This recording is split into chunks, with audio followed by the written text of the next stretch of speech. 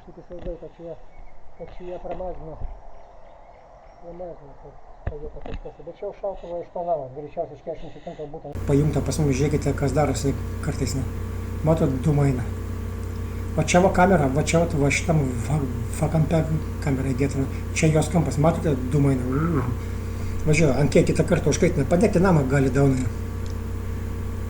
Padegti namą gali. Tai čia va sekantis, dar trečias, kaip sakant, prašymas, kad Prokopas susitvarkytų elektrą ir iš tikrųjų būtų gerai, kad jisai valintų iš šalauk su savo tą visą, kaip sakant, žinai, įsigimėlių šaiką ir paliktų ramybę, kiek normalų žmonės moka po 30 eurų į mėnesį ten ant kažkokių tai smulkmenų ir viskas baigta, ne po 80-70. Daunas kiekvieną mėnesį susirenka, valo jis ten daro, jis ten negali problemos pašalinti už 10 000 liftą, jis man sutvarkė, už 10 000 liftą aš paklausiau, už 10 000 eurų liftą jisai sutvarkė, aš paklausiau, bet žiūrėk, kaip dūmo eina, tai kur tu čia gali mėgoti, kur tu čia gali neišprotėti, taigi čia, blėt, pizdauskas, Liftą jisai čia sutvarkė šitam name už 10 000 eurų ir vien tik tai dėl to, kad nelaukti, kaip sakant, jų ten tų durnelių, kurie, kaip sakant, ten padegs tą draudimą, bet labai ilgai reikės laukti, tai pasiėmė 10 000 eurų ir numynė savo keliais. Va toks va čia gyvenimas, va.